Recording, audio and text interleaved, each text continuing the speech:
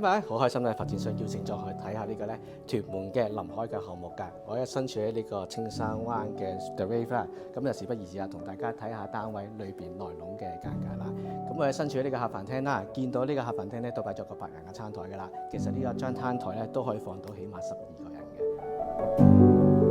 咁我哋而家去進入客廳嘅部分啦，見到咧呢度咧有個 conference area 嘅。咁呢個 area 咧，其實都可以招呼啦10位或以上嘅朋友噶啦。咁啊，事不宜遲啦，同大家去睇睇單位個最靚嘅景觀。Let's go！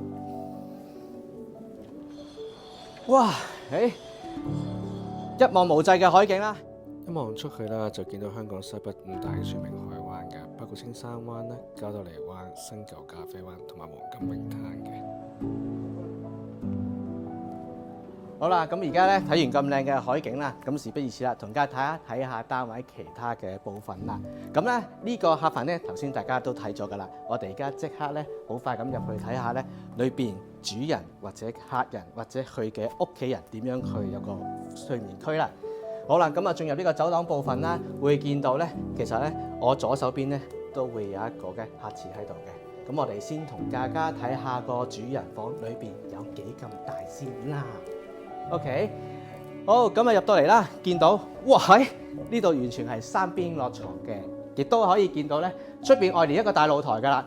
見到呢度可以放到一個投射嘅電視或者大電視，亦都咁講啦。朝頭早起身望翻個海景，精神爽利。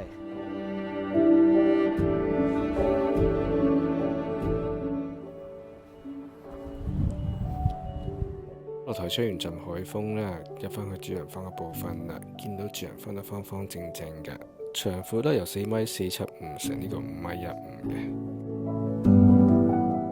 然後進入主人浴室嘅部分啦，打開呢個法式嘅雙絲門啦，見到裝修風格啦，都係北歐嘅輕奢華風嘅。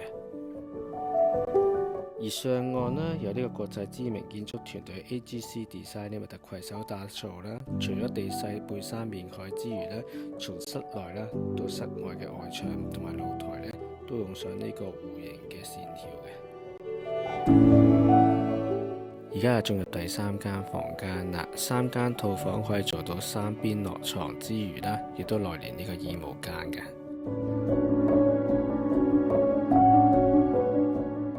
跟住進入第4間套房啦，設計師將呢度打造成書房啦，亦都可以當作客房用途嘅。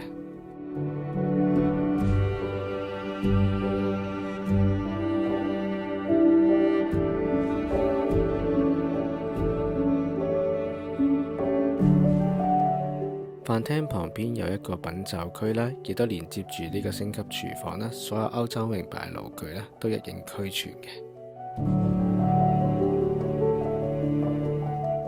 最後進入呢個工作間啦，除咗可以當作工人房用之餘啦，亦都愛嚟呢個洗衣房嘅。